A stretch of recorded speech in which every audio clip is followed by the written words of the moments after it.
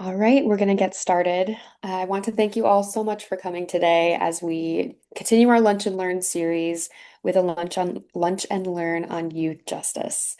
It's a very important topic in the district at the moment, and so we are really excited to have all of you here joining us today. So to start, I'd like to introduce myself. I will be moderating. My name is Mary Zenger. I am a policy counsel at DC Justice Lab. DC Justice Lab is a team of law and policy experts researching, organizing, and advocating for large-scale changes to the District of Columbia's criminal legal system. We develop smarter safety solutions that are evidence-driven, community-rooted, and racially just. We aim to fully transform the district's approach to public safety and make it a national leader in justice reform. So today we are joined by some excellent panelists, and their logos are on the screen right now. We are joined by the T.R.I.G.E.R Project, Open City Advocates, Critical Exposure, School Justice Project, and we are waiting on Black Swan Academy, but in the event that they join mid-programming, we will make sure to introduce them as they are on the call. So we're going to get started with the next slide, please.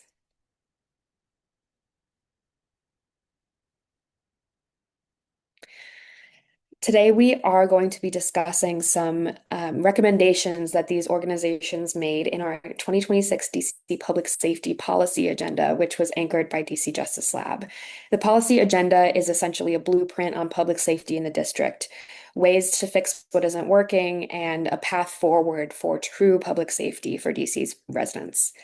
It covers a vast breadth of issues with over 70 recommendations, and it was put together by over 25 different organizations and individuals working in coalition together. Next slide, please.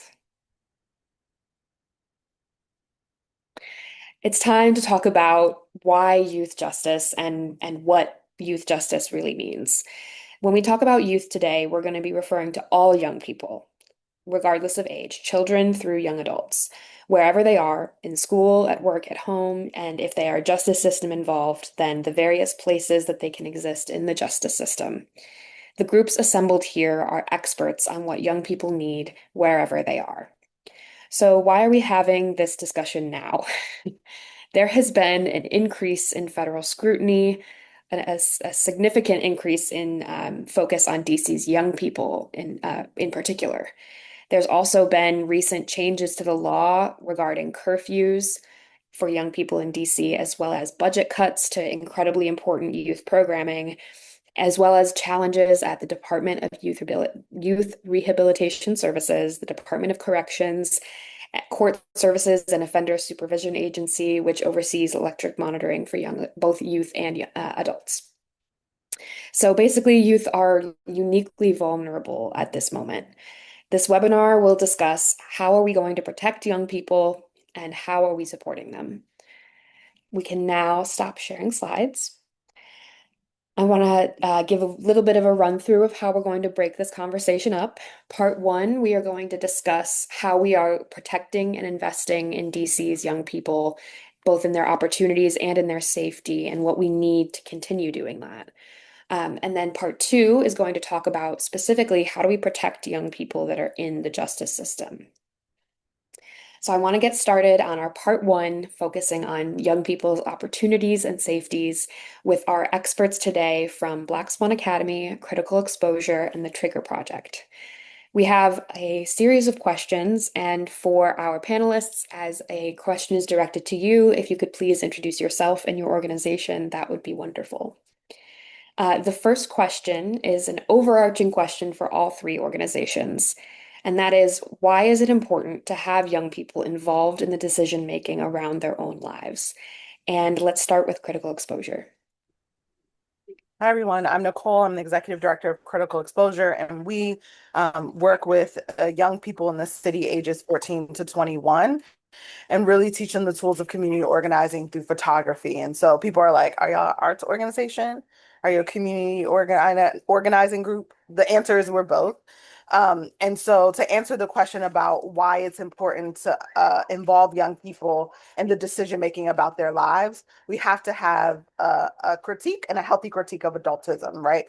So young people are one of the only groups of people where it is okay. We kind of just generally accept that there's going to be discrimination against them, right? So when you're in school, right, and you're a fifth grader, you know that you have more power in the school than a third grader. If you're a sixth grader, you know that you have more power than the fifth graders. And we kind of just accept that, like, that is true, and we don't challenge why that is.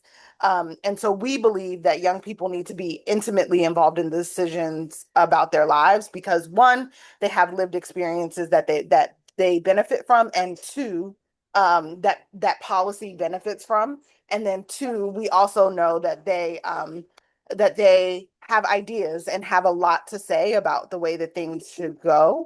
And we want to be listening to and paying attention to how those who are most impacted by systems think that the solution should be designed and what solutions they have to offer. And so for us, it's a non-negotiable. It's a way that we challenge the system of adultism, right? That also contributes to a system of racism and classism and um, and all of those things that are very intertwined. And so we see those things as extricably linked.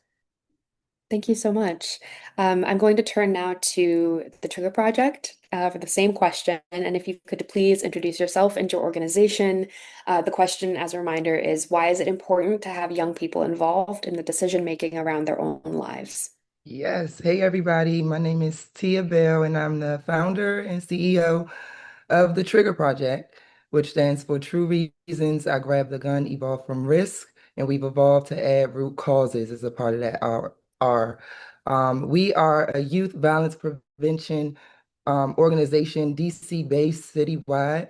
We have a narrow focus on youth east of the river, as East of the River contributed to the protection of my young adulthood and success, being a prominent basketball player.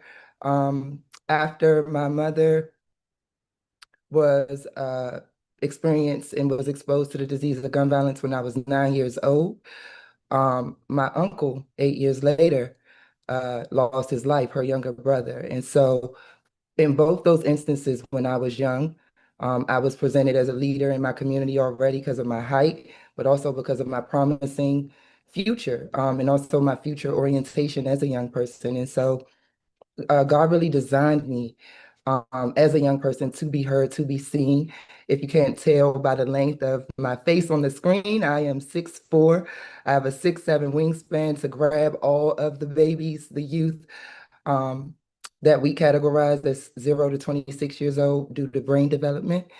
And that's really why the Trigger Project exists today, because I was a young person, I didn't know at the time, but through the lens of public health, was had very many protective factors. Although I had direct exposure to the disease of gun violence countless times, I had more protective factors. And youth, if you provide them the safe space, if you show them that you're trustworthy and you actually apply what you say, what they say, and not just listen, not just go through the motions, not like Nicole, my partner in prevention, says, adultify them while adultisming them. If you listen to them and really apply, you get the success and the impact that your heart yearns for, everyone on this call who is lunching and learning with us, but also that the system needs. You know, we've seen what discounting youth voice does.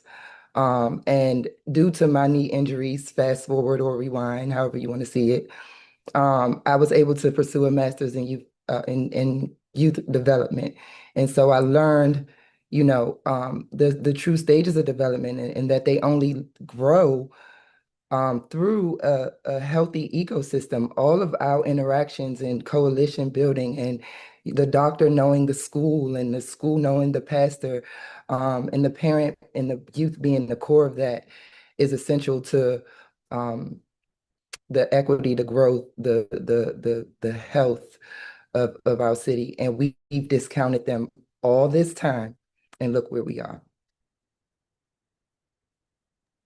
Thank you so much. I have an additional overarching question for both of your organizations. In the policy agenda, your organizations prioritized policies that support youth way before coming in contact with the criminal legal system or police violence, like having recreation centers that are open and accessible and creating police-free schools. Reflecting on those recommendations, what is it that young people really need to feel safe and supported? And this time we'll start with the Trigger Project.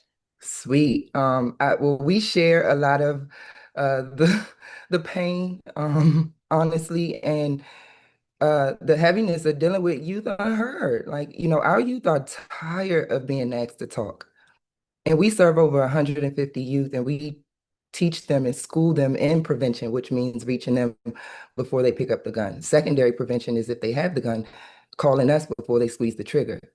Tertiary prevention is what the city has invested in, which is community violence intervention, hospital-based intervention, um, parole, everything that happens after. It shouldn't take for a young person to get a box to be seen. And so because our city is very tilted toward response and reaction, I'm grateful for DC Justice Lab because your reform is innovative, but it's community centered, but it's just I don't even have the word. What is it, Nicole? It makes sense. It's common sense. Common sense. You all give us the stage to really fight in that we don't fight, to really push in that public safety space. But for public health, our youth are missing um, the investment, the attention from that whole realm of resources that we're not connecting young people to. And so when you think about our city is responding, DPR is responding, but that was something we asked for in September as coalition. We've been organizing since before August to have our youth heard. I can't count how many testimonies the two of our organizations, youth and staff, have done. And so the public safety space, we feel really secure with partners in efforts like this, but our youth deserve and need and require a public health lens. And so we're a part of DC Youth Violence Prevention Coalition that is also building the framework, the blueprint, the structures that are lacking that allow youth to be caught, before the trigger is pulled. If that answers the question. It does. Thank you so much. I'm going to pose the same question to Nicole at Critical Exposure. I'm going to repeat the question really quickly. And that is um, reflecting on the recommendations that you made in the public safety policy agenda, what is it that young people really need to feel safe and supported? And when you have finished your answer, we're actually going to turn to Irene Jacobs from the Black Swan Academy, Hey, um, Irene. and give her the opportunity to introduce herself and her organization and to answer that question as well. Well, to answer that question, I want to pose a question to the panelists, and that question is, what are the things that you need to feel safe, right? And so the same things that you need to feel safe, housing, right? Reliable transportation, recreational opportunities, community, feeling a sense of belonging are the same things that our young people need. And so sometimes I think, overcomplicate it and make it like young people need something vastly different, but really what they need are the same supports that we need as human beings, but just age appropriate ones, right? And so one of the things that as Critical Exposure, we've been around since 2004. We work with about 150 to 200 young people a year. And the thing that multiple cohorts and cohorts and cohorts of young people say is that they want safe spaces to belong. And by safe, right, they mean emotionally, physically, where they can show up in their full selves, right? We often get questions from organizations around, right, our young folks, our trans, our non-binary, our LGBTQIA young folks, they want spaces just like, right, our cis young people want spaces to belong, to feel part of community. They want adults who listen and care, right? They want spaces to go to explore their interests, and to explore. Sorry, I'm sorry, my child is home, and so you're gonna hear him. Um, Explore their interests, explore the things that matter to them. And so for us, we really see ourselves as being a part of kind of the prevention pipeline, right? Like, what if young people have those things, they don't they allows them to thrive. It allows them to be their fullest version of themselves. And so for us, part of why we thought it was important to be a part of these policy recommendations is because young people have been saying the same thing in the city for so long. And to Tia's point, they get fatigued with the testifying. They get fatigued with the adult systems that say, "Okay, I hear you saying that, and I'm going to do this other thing." And so I think we have to start listening, right? There's a narrative about our young people that they're apathetic, that they're not paying attention, that they're disengaged, that they're always on their phone. All of those things that we talk about with them, and we as folks who get to work with young people get to see all of the beauty, all of the complexity, all of the things that they are navigating and managing. And I think it's important that we start investing in them before they end up in the criminal legal system or the carceral system. Thank you so much. And no need to apologize for the additional voice of our youth on this call. What a better, like, I can't think of a better addition for a youth justice phone call. I love it. Please proceed. So I'm going to pose the same question to Irene. And Irene, if you could take the opportunity to introduce yourself and your organization, I'm going to repeat the question again. And that is reflecting on the recommendations that Black Swan made for the public safety policy agenda. What is it that young people really need to feel safe and supported? Yes. Good afternoon, everyone. Thank you so much for the space to be here today. I am Irene Jacobs, she, her pronouns. I'm the policy manager at Black Swan Academy. Black Swan Academy works to enhance the well-being of young people through amplifying their voices and giving training on civic engagement and through political action in the city. And so, as a person that is dedicated to youth leadership in many forms, I also approach this work within a psychological lens as a licensed child psychologist. But when it comes to the work that we are doing at Black Swan Academy and through our, Youth Power Collective and in general, our recommendations really were seated in, similar to what Tia and Nicole have said, just young Black children and young children in general having the right to live autonomously and exist in our city. They are not to be hid or tucked away until they reach an age of majority. They're experiencing life right now. And how we allow young people to exist in the city after school, during summer break, and different times affects their sense of self and their sense of belonging and their allegiance to said spaces. And so when it comes to something as simple as giving young people the opportunity to use public transit when accessing or leaving school or trying to get home, when we don't allow them the opportunity to move freely in that way without criminalizing them for having, a kids ride free card that is issued by the schools and the district not in their control, we are sending a message that unless you have this piece of paper or you have this this tool, that you cannot move freely. And so again, how are our policies and systems creating barriers or bridges for our young people? And in what ways can we continue to enhance their comfortability and their autonomy in the city? Thank you so much, all three of you, for really thoughtful and spectacular answers. We have some specific questions that we've written targeted at your organizations individually. I'd like to start with a question for the Trigger Project. Um, this is kind of a compound question, so multiple parts, and feel free to run with whichever part inspires you. What is a safe space? What are the elements of a safe space? What is usually described as a safe space, but is not one in reality? And then what else would you want people to know about that issue and the debate around safe spaces for kids in DC?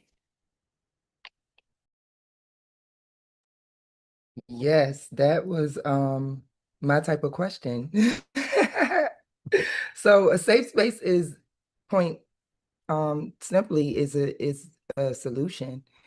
When done appropriately, when done with adequate resources and time, planning and coordination, But a safe space is rooted in I have so many P's, prevention, public health, but it's rooted in positive youth development. It's a framework, the same as youth voice, youth choice. All of us practice this in theory and in love.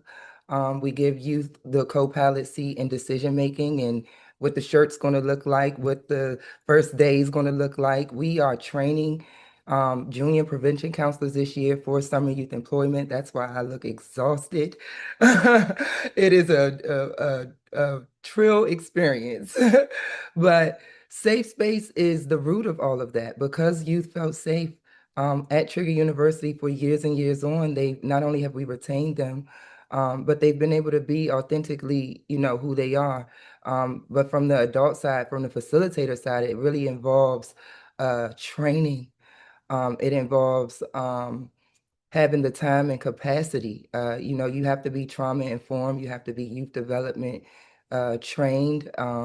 You have to really understand what it means to meet them where they are. And again, not disregard or discount their true needs, And so when you see a young person from all of us, our organization speaking, we've met them um, and tried to exceed beyond what they've needed and anticipated. And we're grateful for investment to be able to do that. But safe space is how Trigger started. Gun violence had a crazy stigma in 2016 when I moved home after knee surgeries, after no more basketball, after getting a master's in youth development, and just pulling up to more youth vigils at the time, being more responsive because I saw that. And then the NEAR Act came around, and then the Gun Violence Prevention Office came around, and then all these things came around that could provide safety nets for people who offended or who were harmed, but youth who were exposed to that, like if it was secondhand smoke, you get them out the room. But youth who were exposed to this disease had nowhere to go. And so no one wanted to talk about gun violence. So I told them how our body keeps score. And we did ACEs and we started to, out of conversation and need, we started to just fulfill that need. And I realized events were just, one-time instances. Safe spaces are consistent. Um, they're youth-centered, they're youth-led, and I can go on and on and on.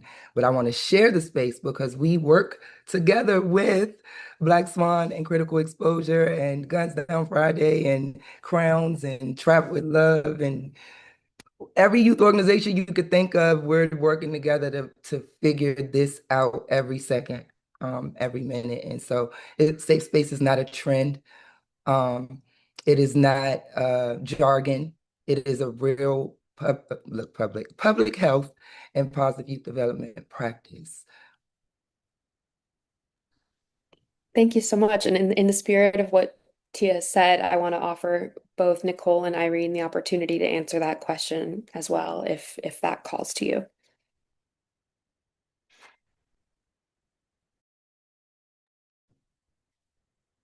Absolutely. When it comes to the entire concept of safe spaces, again, we think about those critical hours from 3 to 7 p.m. where most things are likely to occur after school. But again, living in a built environment where youth are being pushed out and there are not adequate spaces for recreation. So, to really piggyback off of what Tia has already said, creating space for youth to be free and, have their time and connect with one another, all of these things are rooted in a public health perspective and a violence prevention perspective, as stated. And so truly, when it comes to the premise of safe space, creating youth, it really shifts us back to youth investment.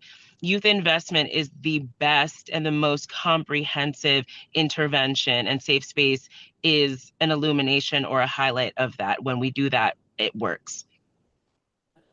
My only addition to what folks have already said is that a lot of people will say, well, safe space just seems like out of school time programming with another name.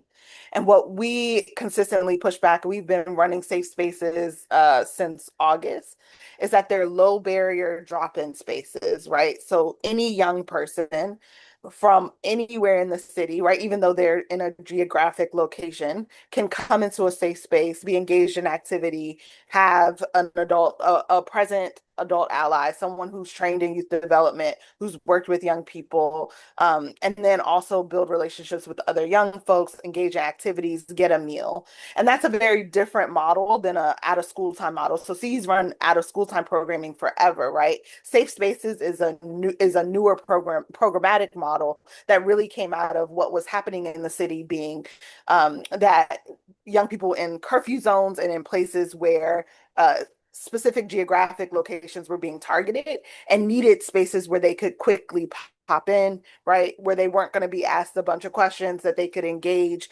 with a trusted ally. And I think that that model works, right, for some young people who maybe do not have the capacity and time to be engaged in an ongoing program like a more traditional OST Mhm. program. And so I think just like like as an adult, I can go and I can sign up for a knitting class, right? Or I can go to a knitting event, right? Like you need an abundance of activities that engage young people who are in different places and have different needs. We also can go bowling and golf and drink and volley and it's everything for us. Yep. Everything is for us. So thanks, And Nicole. we're upset when the young people are in spaces that we deem that they shouldn't be There in. you go. But it's like, right, like young Mhm. people want to be social, right? We Yeah. know that in adolescence is where you start to leave your family unit and your your community, right? The social networks you form become increasingly important. And so young people need spaces where they can meaningfully engage with one another and be social and are not policed um, in really meaningful ways. Thank you so much. And forgive me if I'm yawning. It's the lunchtime yawns, and it is absolutely not a sign that I'm not engaged. I am listening and I am, I wouldn't have noticed if you hadn't said anything. well, thank you. I'm Well, glad I and was we hiding it teach, well. it is, that is, even if you were bored, it is an emotion. And if you can learn how to we teach emotional goodness, regulation. We model it, but emotions and what your body says is information, Well, thank Communication you. often becomes behavior for our young people because we don't teach them that early.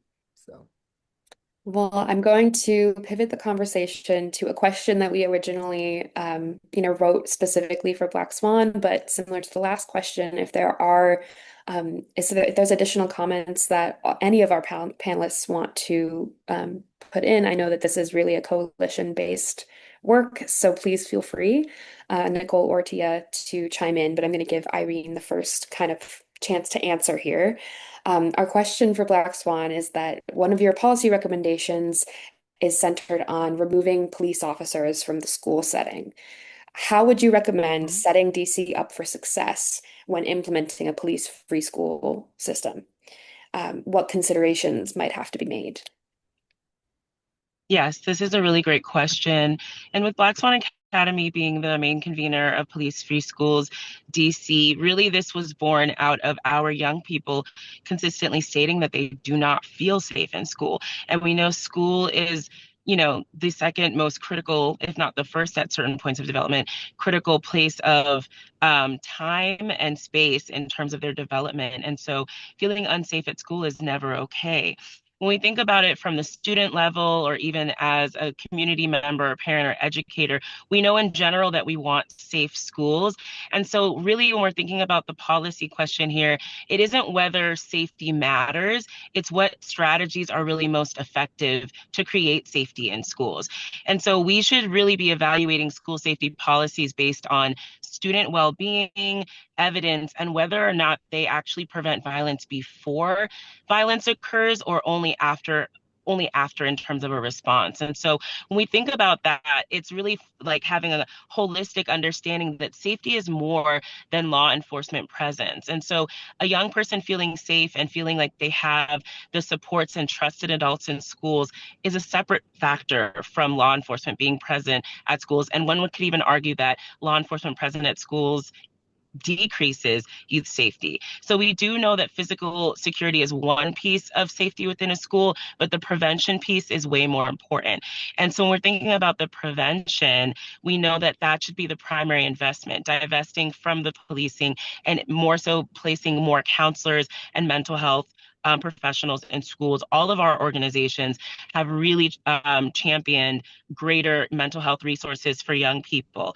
And also that includes the attendance and engagement initiatives and support within schools. You know, factors like criminalizing truancy and things of that nature, we don't know why there are challenges or what young people are bringing into school, what they're experiencing at home. And another factor is thinking about emergencies versus routine discipline. The fact that law enforcement often are in school escalates things and really pushes forth that school to prison pipeline, which is really detrimental to our young people. And so when we think about these considerations that need to be made, it's creating a wraparound model within schools where there are comprehensive supports like social services, like counseling, like food resources, parental supports in the school to make sure the school is enhanced before to protect and to be able to maximize the function so that there's a full form of prevention occurring. And that part of those considerations are why we were led to work with Councilmember Zachary Parker on the School Safety Enhancement Act in order to create a position like a public safety director at each high school so that there would be a concerted effort and a coordination effort to help with, parental partnership, emergency preparation, all of those things, rather than relying on police in order for there to really be a holistic approach in youth well-being and school preparedness.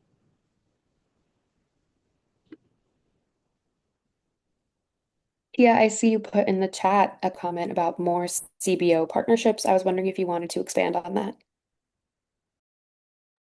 Oh, I think you are still muted. Yeah, I'm talking to my CBOs, my chief baby officers.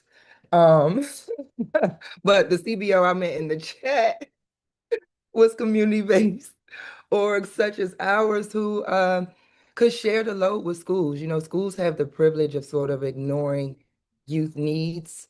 If I'm being honest, I'm just thinking about young people who, if they had a relationship. I don't know if I would call it public safety director, and Irene knows this already. But if they had that connection to the prevention counselor in the school, then parents wouldn't get, into violent or harmful situations because there's no training with facilitation. There's no framework of restorative circle or practice if anything happens. Schools just sort of ignore it and leave the kid to either not be able to come in and turn kids around, which we've had to Uber, them back and forth, and that is strenuous on our resources. But they turn them away without the knowledge that Irene is sharing. We need really true collaboration and coordination with government, with community-based organizations to share the load and truly protect the whole child, and not just listen to principals on hearings say, well, we greet our youth, our students, excuse me, with their counselor, and they have a hug, and then we ask for their phone, and then we put them through a metal detector, and they're so proud of that, and that's a pride point relatively. But what if the security guards at the school are looking at outward instead of facing the youth and protecting them from patrolling them and guarding them, watering them is what it feels like. I walk into schools and just see those examples, and we have youth that we have to go get or fight for, advocate for, because it's the school has the privilege to just cut it off, and they try to put things in place for truancy, but it's so criminalizing. Justice is too late. We need it before. We don't want to get it right after. And, we don't want to go after suspension. We've lost a kid who was suspended home doing it nothing. And there was a collective effort in the school. Don't suspend Chick. Don't keep him in school suspension. And I think the leadership didn't understand. He wasn't having fun in school suspension. He was being himself. I've also had schools say, oh, we didn't get to accommodations for our students with behavioral disorders because we only focused on the learning differences. But he's suffering and therefore not safe, and now has dropped out. And then if he drops out, he only can go to his neighborhood school. And then charter schools can say, oh, count day is over. It is all criminal. So if we were to rely more on true partnerships, I know I'm 30 years young. I've not seen everything. I know there's been a mistrust with community in our past, but look what is happening to our young people. And then on top of everything, people are framing them as the problem and not prevention. They're the greatest resource of prevention. Our sons, who you hear in the background, my daughter, they will experience youth from our organizations who are leaders and then who are in positions who make real decisions for them and who won't pick up a gun to solve their problems or substance abuse or bullying or whatever weapon it is. They will thrive, and it's just rough to continuously see. They try us a little bit, oh, let's take the police out for a little bit, but then here we go back again with the belt, you know so it's rough. It's systemic. I, I don't have anything. My 2 cents on this issue is one, I want to just ground us in that this is a historical fight. Like, this is police-free schools really has its origin and some of the pushes for restorative justice in schools.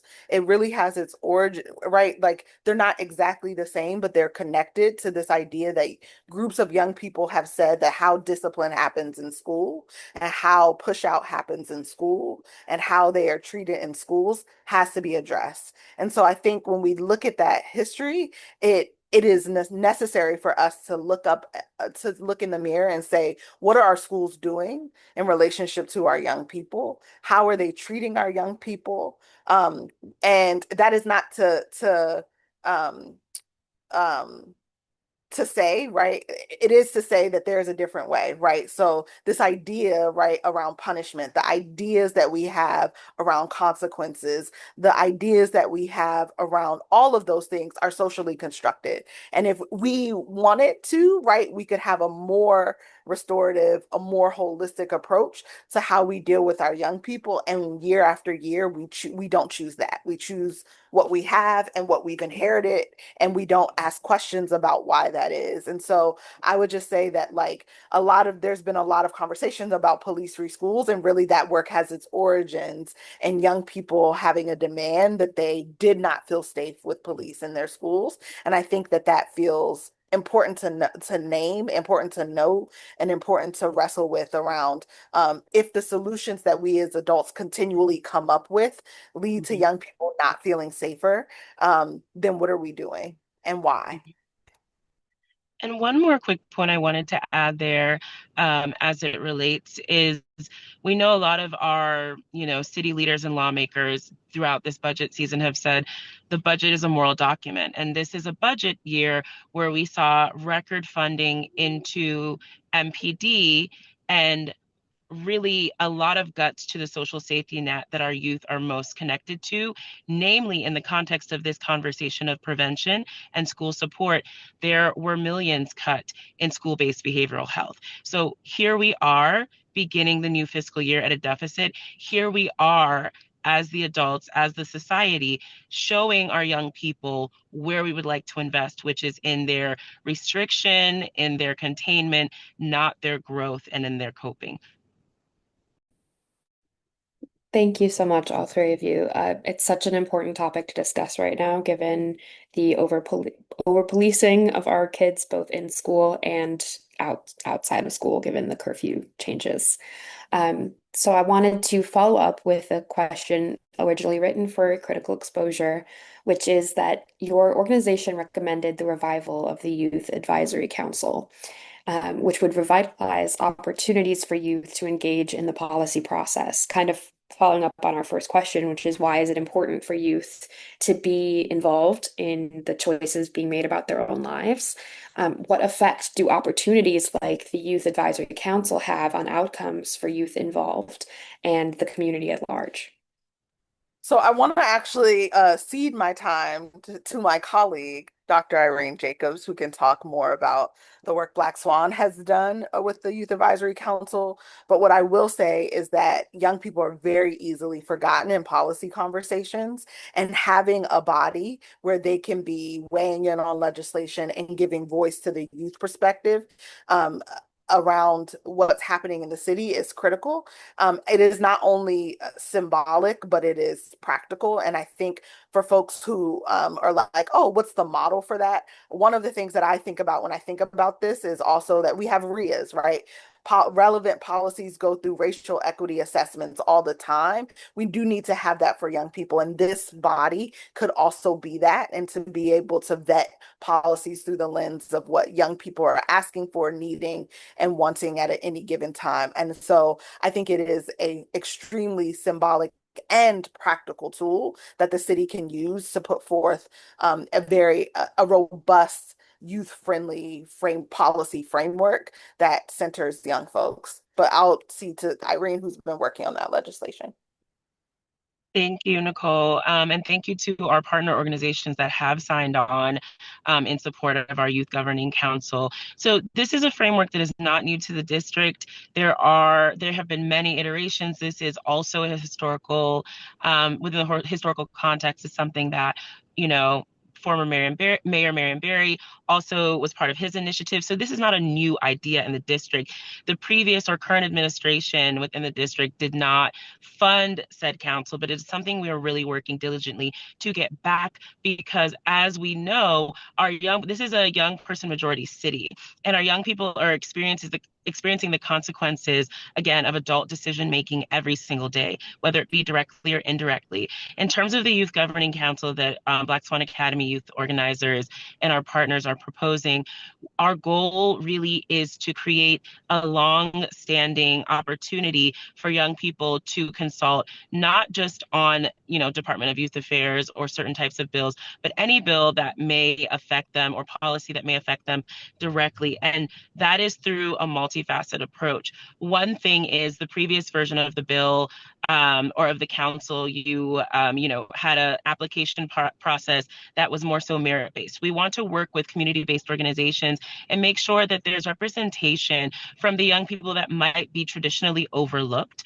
or the young people that may not have these opportunities, because once again, we know that there are often reasons why our young people are placed in the margin. And so we view this as an equity tool in order to advance young people's opportunity to flex the muscle of using their voices, but also really be able to, in real time, weigh in with guidance and build their leadership in this form as well.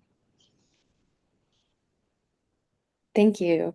Can I add a pea-sized thought? Go right ahead.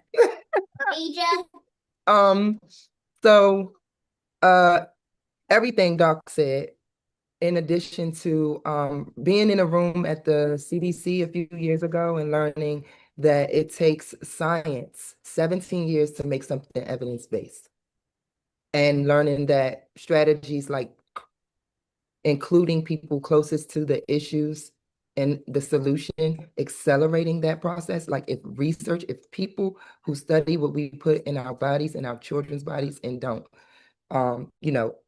whatever is your preference. But if the CDC is saying that and needing that, I think it's okay for policy to follow. And I do want to share like my vulnerability around policy making and advocacy. Trigger has really followed the leadership of Black Swan Academy, because we have been on the other side of harm of the policy, and so we're really grateful for their expertise and leadership. T.R.I.G.G.E.R used to be one of my, biggest resources, because it's hard to really thoroughly understand. But like Dr. Irene said, we've done youth council and parent council, and if research can follow this trend, or want to accelerate something, because that seems to be, again, from my novelty and novice lens, that policy wants to follow things that work, but prevention doesn't have the same research and data. We do, but we don't get the credit for it. and for the evaluation for the structures, and so that is why it's so pivotal, it's why it's so pivotal. So very grateful for the partnership of everybody on the call. Thank you so much. And out of respect for the time of our panelists, the next round, we're going to shift into our part two to discuss how the importance of protecting young people in the justice system.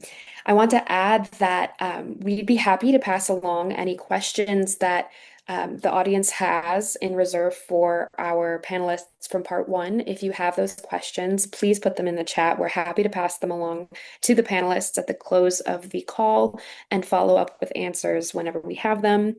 But at this time, we are going to pivot to part two of our discussion, which focuses on young people in the justice system.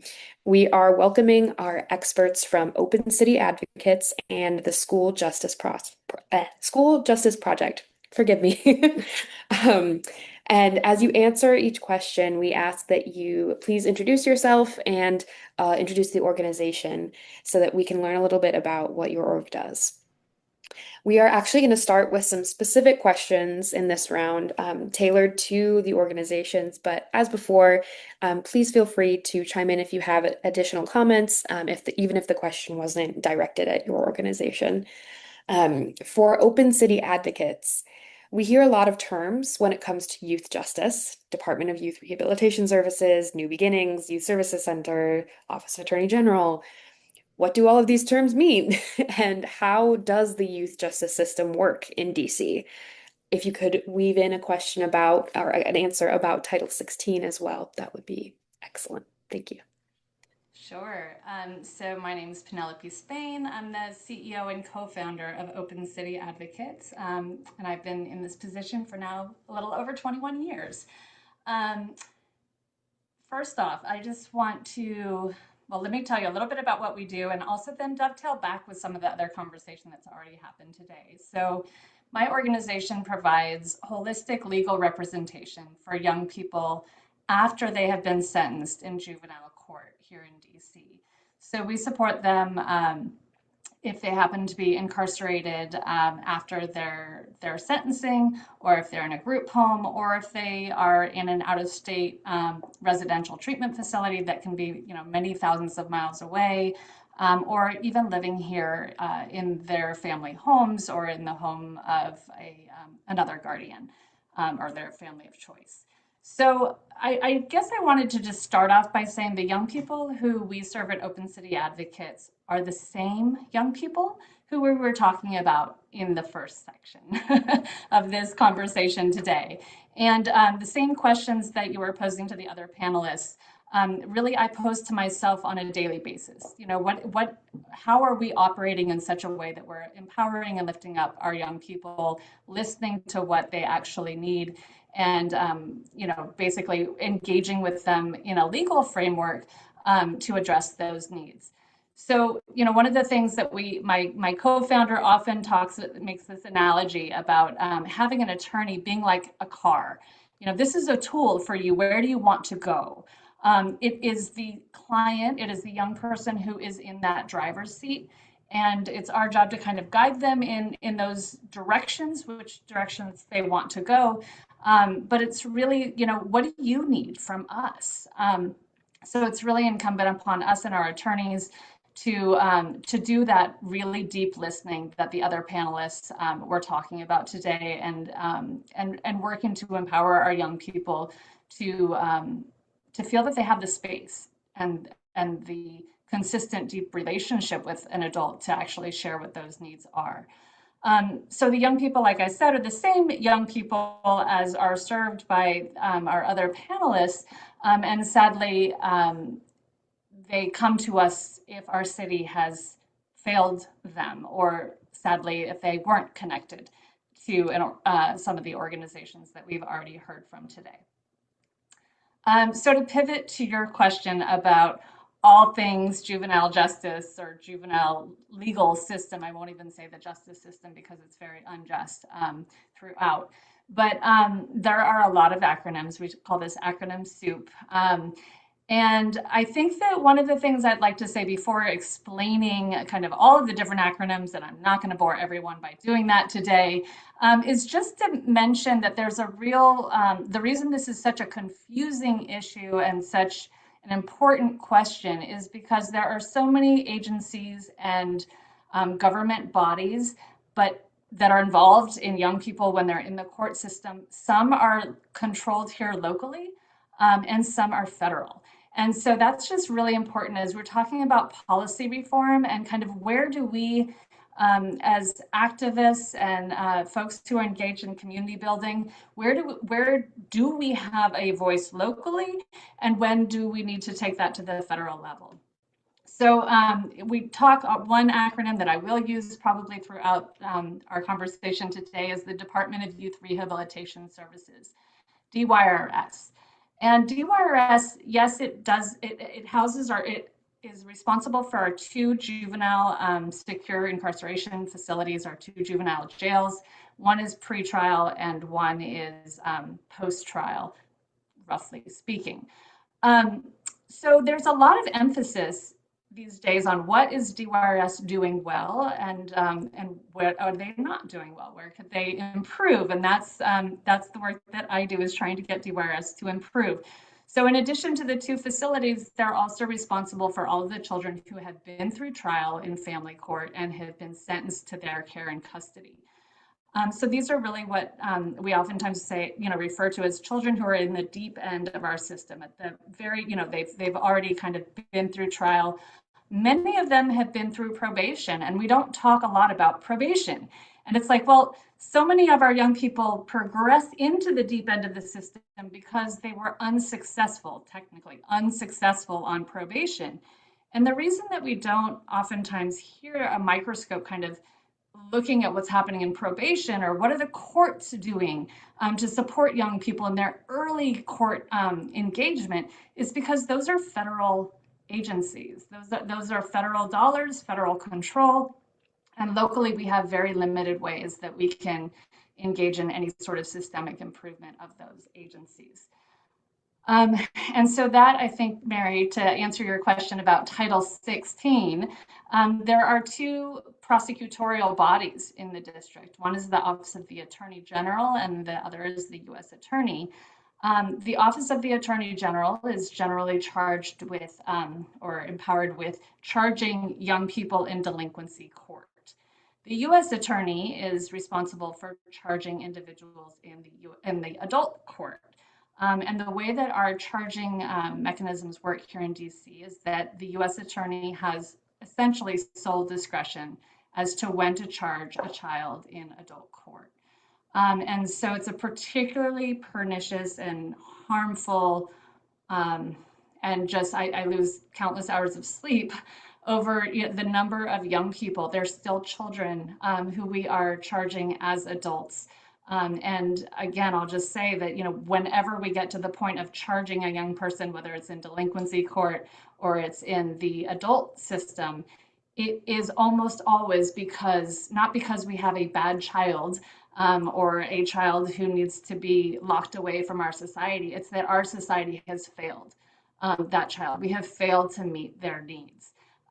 So that is really kind of I could go on about all of the alphabet here of these agencies, but I'll just say that so often what we're trying to do in this policy work is look as to where do we have some leverage, and sadly it's at the deepest end where we can make probably the smallest difference, and I wish that there was more we could do on the front end, and that's why our partnership with T.R.I.G.G.E.R Project and excuse my cat, who was asleep on my desk until I start talking, and Critical Exposure and Black Swan Academy, we really have to lift them up. Though that's where the real work happens, and we as a city have largely, failed to do so if they progress to the point that they're entering my program.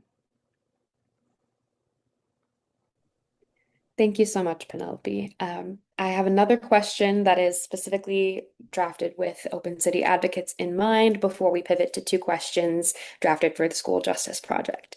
For Open City advocates, We know that your org works with youth who are detained at DYRS, Department of Youth Rehabilitation Services, as you've just explained. And you've pointed out in the policy agenda a glaring need to reduce the number of youth who are warehoused in locked facilities. What impact does detention and incarceration have on a young person's daily life and outcomes? And how does that impact public safety? What should we be doing differently to ameliorate those problems? And again, Teo, if you have any additional comments that you'd like to add, please feel free once Penelope has had the opportunity to answer. I can't wait for Teo to jump in here. So I'm going to really restrict my comments because I know that she's also going to really hammer home a few of the things that I'm going to say here. But one is that the reason that detention and incarceration, why we're battling against that so much, is because detention is 100% destabilizing of young people and their entire support system that many people on this call have been working to shore up.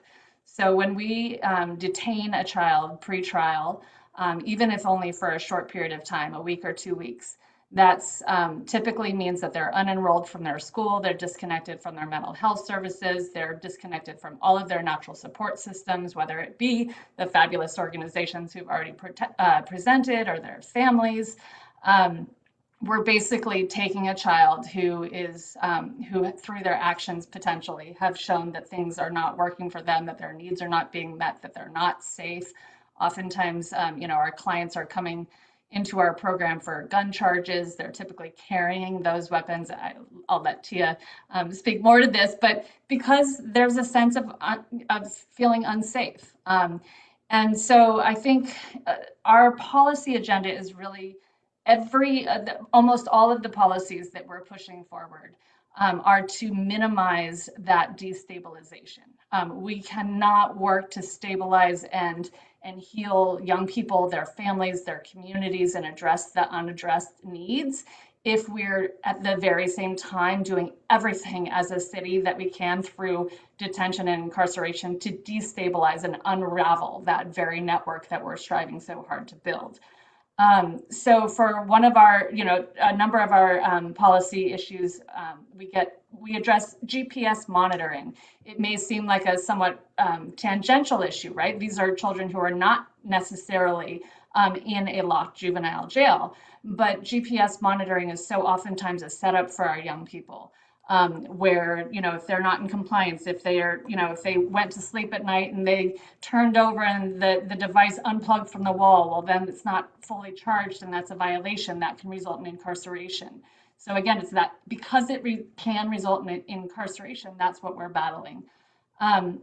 Another of our policy goals is to end the use of incarceration or detention for technical violations. So oftentimes you'll see young people who are not attending school or are not home by the time of their curfew. Oftentimes that's because of an unmet need. As was referenced earlier, it may be that a child doesn't have transportation to school or not a safe transportation to school. And then because that is an unmet need, we're then violating a young person, again, locking them back up and restarting that cycle of destabilization. So our policy goals, as we've outlined, in alliance and in conjunction with the DC Justice Lab, is really to reduce the number of young people who we incarcerate in this city. I will say, I think it was Nicole, I might be wrong attributing it to her, but that our budget is a moral document. I couldn't agree more, and I'm so sad to see that our budget this year, the capital budget, included money for 30 additional beds to lock up 30 additional youth. That's 30 youth at a time. Of course, there's a rotating. So we're basically expanding our incarceration capacities at the very same time that our budget has been slashing the mental health supports, the community ports, and all of those neighborhood community-based organizations that we should be lifting up. Thank you so much. And I do want to give Teo the opportunity if she would like to answer this question as well. I'm going to repeat the question. What impact does detention and incarceration have on a child's outcomes, their daily life? What can we do to change the bad effects that that can have on a young person's outcomes. Yeah, sure. So, first of all, I'm Taya Bell. I'm the Deputy Director of School Justice Project, and I just want to thank DC Justice Lab for convening us here today. Many of our clients, because we work at the deep end of the school to prison pipeline, are not able to really participate in these types of conversations due to their charges or currently being in a cage. They can't participate personally in these types of efforts that would actually be able to help them, where they would actually have a very relevant voice in these conversations, even things like, participating in council hearings where people are talking about them and what they're doing wrong or what would supposedly help them. So that's obviously something that needs to be changed. But just very quickly on our organization, SJP, we use special education law to ensure that older court-involved young people with disabilities can access a quality education. So again, really what we're talking about is working on that deep end of the school to prison pipeline.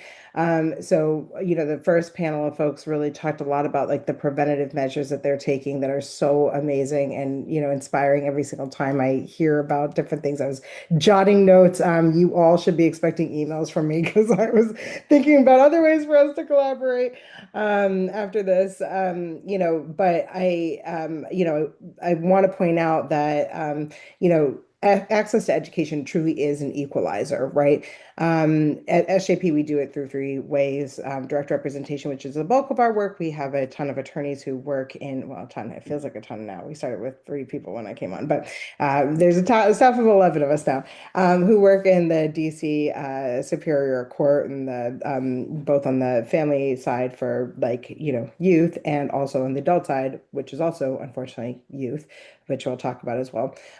Systemic advocacy and policy. So our litigation efforts, our policy efforts, council work, things like that, and our community outreach and legal training work, which is an important arm of what we do, just kind of like letting folks know what their rights are and also letting agencies know what they're not allowed to do to our young people, which is also really important. And I'm always still surprised every time I have to have those conversations with them. And I'm like, wow, you have no idea that you're just violating the law on a daily basis. Um, but I also want to point out that even as a nonprofit working in this space, we have prioritized using our direct representation work, so the things we learn directly from our clients and working from them and their problems that they're seeing to advise and dictate all of our policy efforts. So there's nothing that we move on that a number of our clients haven't actually felt personally. Um, and so I think just to kind of like answer this part of the question, we are predominantly education attorneys working in this criminal legal space. So what we see are really the educational issues and challenges that these young people are having, which is, central to many of their lives. School is just like work for all of us grown-ups, right? Like, it is the central purpose of what you do. It is not only the way that you learn and you feed your brain, but it's also the way that you make positive relationships with other young people. It's the way that you socialize yourself. It's the way you learn how to be a good citizen, all of these things. And also school can provide for those who need it, which is many, lots of additional support. So what's important to know is that the Individuals with Disabilities Education Act, or the IDEA, is a special education law, just like Tia was talking about earlier, that's meant to actually help students in school to not only treat that, or provide support for that learning disability that the student's facing in school, but also to support the emotional needs of that student who's really struggling in school. Because so often our students are going to school and not getting those supports, but it's not that those supports aren't available to them. It's just either that the school, doesn't know or didn't want to make them available, or they have all kinds of excuses for why they want to push that student out of the school because they don't like that particular student being there and they want to be disruptive to their lives because they think that the student is just too difficult to work with. But what that creates is this huge problem, like in the district in particular, where, we have about 65 school districts here because of all of the charters. And one of the biggest problems that we see that Penelope started talking about is once once you go into detention, one of the major things that's disrupted is your education, right? And so by the time we see any of these clients, Penelope staff or our team, their lives have already been completely upended. They're already in the court system. They're already kicked out of school. Mom's mad at home. This person over here feels like you didn't do them right. Like there's all kinds of things going on that social emotionally are really disruptive. So school really should not be another, tick in that box, but it always is. We see schools not enrolling the students quickly enough when they're going to YSC or New Beginnings, or if they are enrolling them, sometimes they're enrolling them in the wrong classes they've already taken. So like, why do I want to take a class that I already took? Like that doesn't even make any sense, right? They're not actually making progress toward their diploma. They're, being placed in classes that don't count towards graduation. Like every one of our clients really likes doing gym and PE. I get it. Like, I mean, I don't personally get it, but like I get it for them. But then they'll sit here with like 8 PE credits. Like, how does that help you earn your diploma? It doesn't. And somebody actually, an adult at that school, saw your transcript, said, "Oh, there's 8 PE credits here, and I'm still going to enroll you in PE." Like, what? Knowing that you're not going to be able to graduate with that. And then to make matters so much worse, the second you're transferred from that detention facility, whether it's, YSC or New Beginnings, back to home, or like now we have this absurd policy by DYRS that they just chose to do a couple of years ago, where now for a student's 18th birthday gift, they transfer them if they're able to over to the jail, right? So, when that transfer happens, like same thing, problems with, credits happen, right? And like, so if you are transferring between these facilities, if you're transferring out of these facilities, these credits issues are a mess. So that was one of our recommendations in the report. We are also working on this. There's a legislative fix in place right now. I heard somebody talk about Councilmember Parker earlier. We have a hearing scheduled on legislation to fix this issue for young people who are court involved. It's coming up on July 6th, not well timed. Nobody it's going to be quite a day, I'm sure. We'll all be recovering from the madness that is going to ensue upon DC. But the legislation has a bunch of changes that we think will actually really help solve this issue, right? So, like, changes to DCPS and charter policies, making sure that school credits are actually transferred in a timely fashion, putting the correct courses on students' transcripts, and importantly, a new notion called completer courses, which is like if I start at this school and I've taken this credit and I didn't finish it, but then like I go back in and I've already taken like half the year in that credit, why can't I just go and like finish that credit? By the way, if you're in college and this happens to you, you can do that, right? It's just that when we think about young people, we just don't want to treat them like we treat ourselves, right? There's all kinds of exceptions and ways in which somebody else was talking about this. We don't want them in our spaces. We don't want to treat them in the same way. Yet, when it comes to punishment, we are more than happy to treat them as adults, and despite the fact that they are not. And I know there's a whole separate question on that, so I will not go into that right now. But yeah, thank you for letting me answer that question as well. I'm actually so glad that you brought up both the IDEA and the records and kind of crediting issues, because those are the focus of the next two questions, which I have, which are drafted specifically with School Justice Project in mind. They are focusing on kind of the educational aspect of a young person's life when they are involved with the justice system. And so I'm very eager to be asking about these things. Penelope, if you do have anything you'd like to add, as usual, please feel free once Teo's had the opportunity to answer. The first specific question is about the IDEA. We know that there are these federal guarantees that should be ensuring that incarcerated students receive appropriate education, and we know that there are gaps in those guarantees. And so we were wondering what the recommendations were from School Justice Project to kind of filling those gaps wherever it is a student is in the carceral system, and what needs to happen specifically in DC. Yeah, so this is our bread and butter. This is what SJP does. But I will say, even though it's our specific focus, thinking about education and special education, particularly in these young people's lives, I will say that probably every one of our panelists has dealt with this in some form or fashion. If not, I would venture to say in a more significant way, actually, because anyone that's working with young people are thinking about issues that happen in schools. Like we just are. We have to be. And that's a good thing. Like we want everyone to be thinking about that. But it's also important that we all kind of know how many rights are actually available to young people, because I think a lot of times we assume that a school is doing the best they can. And frankly, most of the time they're not. Like I truly wouldn't have a job if they were doing everything, because like I wouldn't have anyone to sue. But like that, they really they're most of the time they're really good-hearted and really well-meaning, but there's a lot of people that to serve. There's a lot of other competing considerations and this and that and the next. And a lot of times schools, see a young person, as we have many times, who like, keeps moving up and up and up through the grades. And by the time we see them and they're like 17 years old, they're reading on a first grade reading level because no one stopped to help them anywhere in that process, right? And if anything, like they're just, targeting them for some type of, criminal legal involvement. And so it's really important to understand that there's real intersectionality here and that students have rights.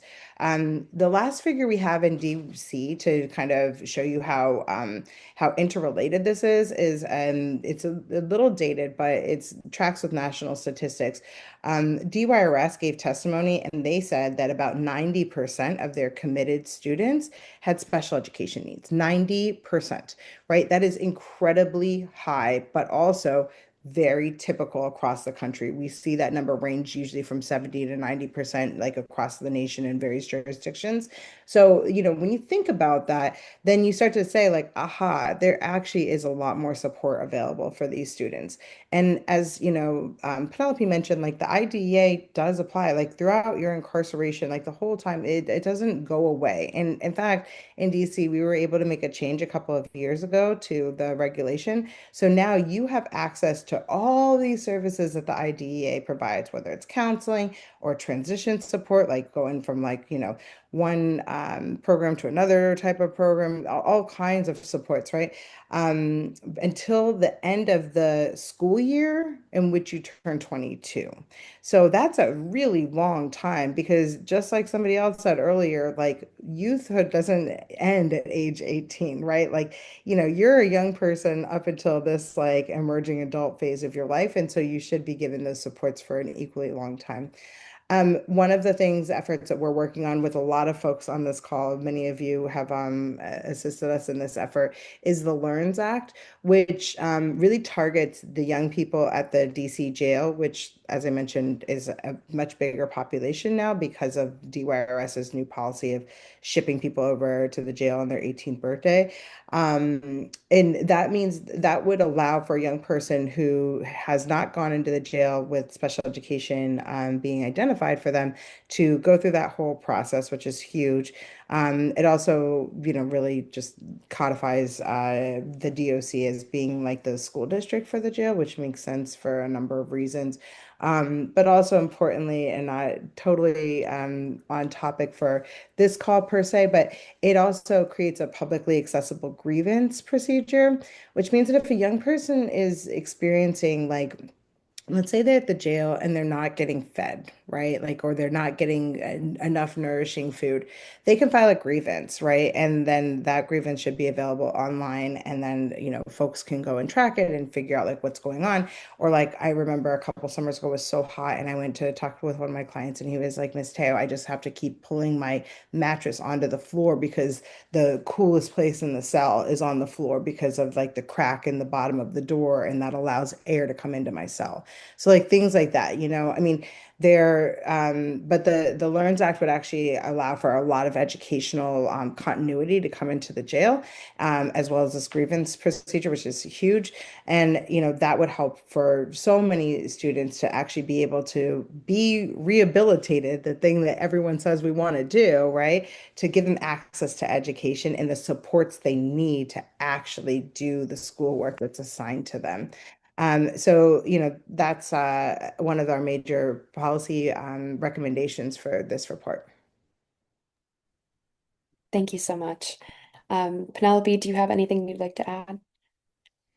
it's a little bit tangential, but I do want to say that I think when you're working with a student who has special education needs, or mental health needs, or any disability of any sort, we've worked really hard, I think, as a country to establish laws such as FAPE, and IDEA, right? And I think that so often in juvenile detention and incarceration facilities, we forget all the different areas where that information about a young person should be incorporated into their care.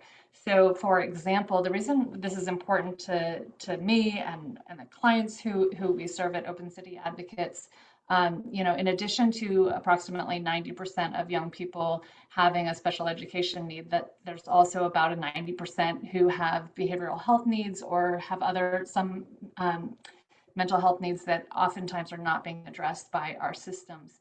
And we have young people who are supposed to be, programming through a facility, in order to earn their right to release.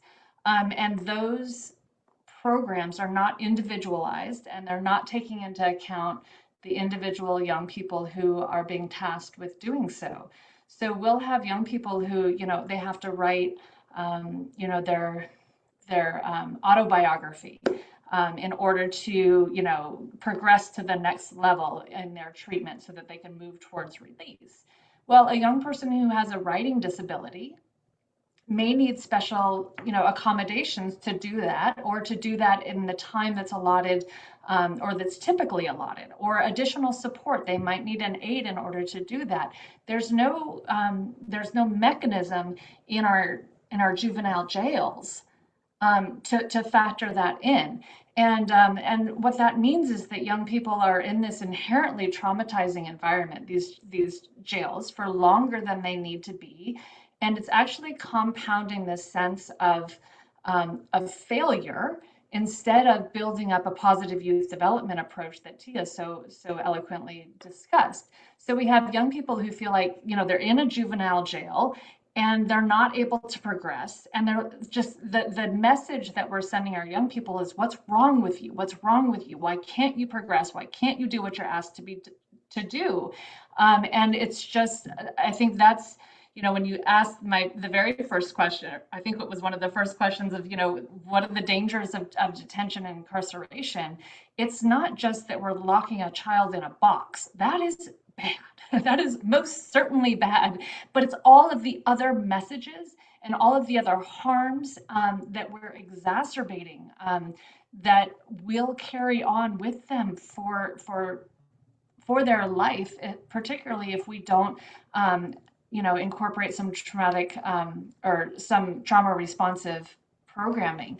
And sadly, the trauma responsive programming is not happening in the facilities, and instead it's actually quite the reverse. It's trauma inducing, and in large part because the agency is unable or unwilling to kind of acknowledge the educational and behavioral health needs of our young people.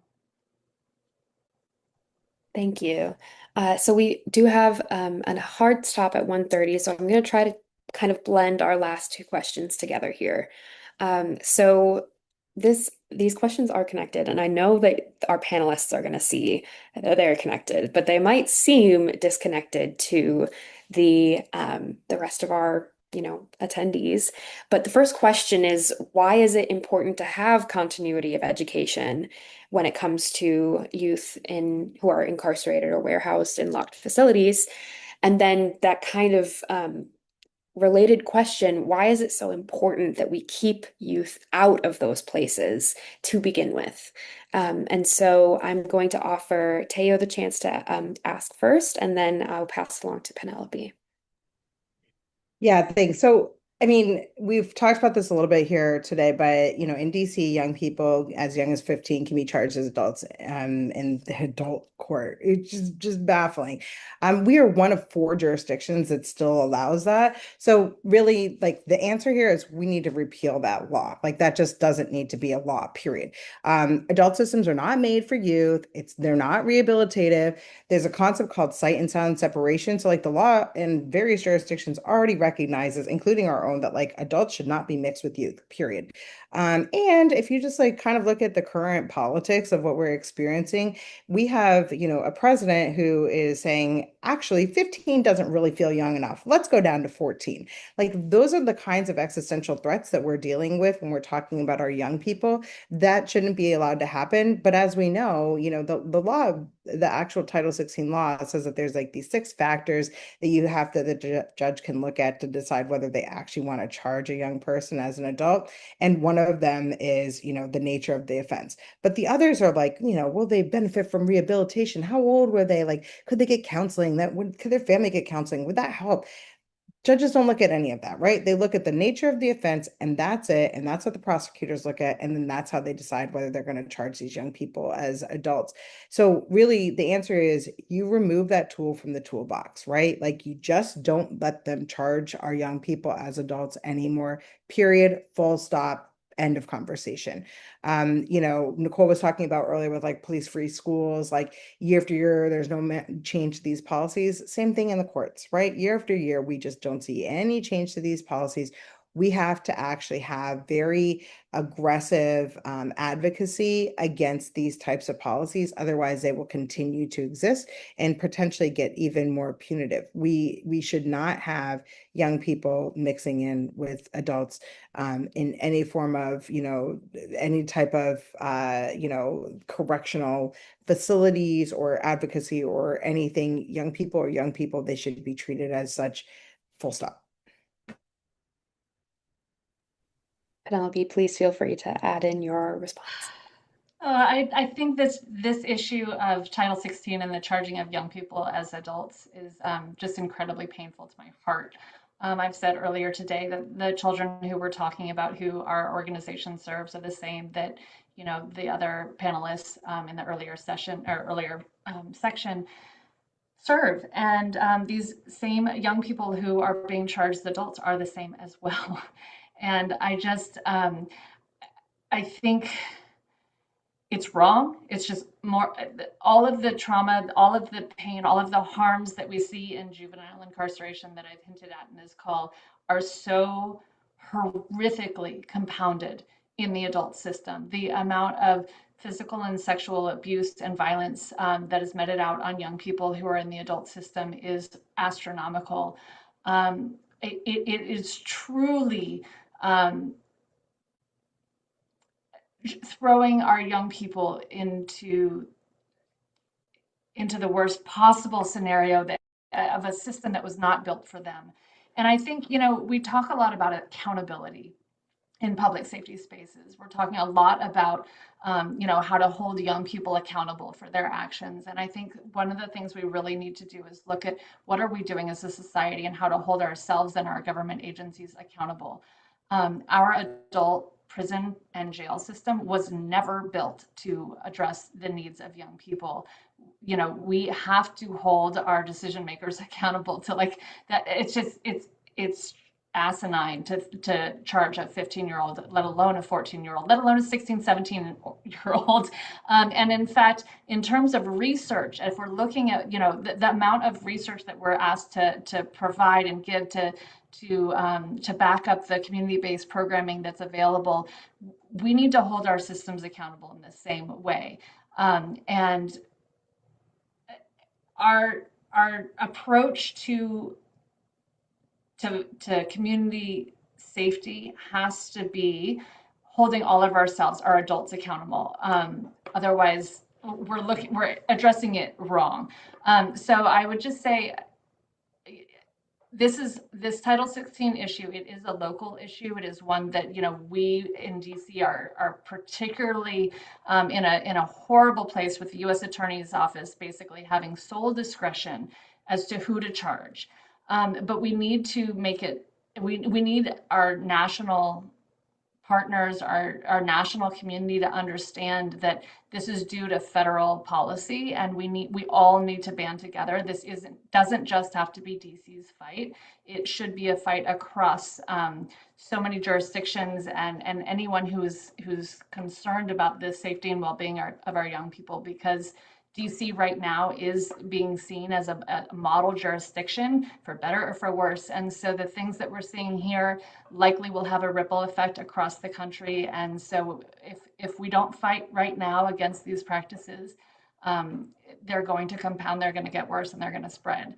So, I just, in terms of just loving on our young people and wrapping Tia's big arms around them, we absolutely, this is a place that we have to reclaim their childhood. We have to help everybody see how young and vulnerable these children are, and we cannot send them into these adult facilities that are simply not meant for them and will just eat them alive.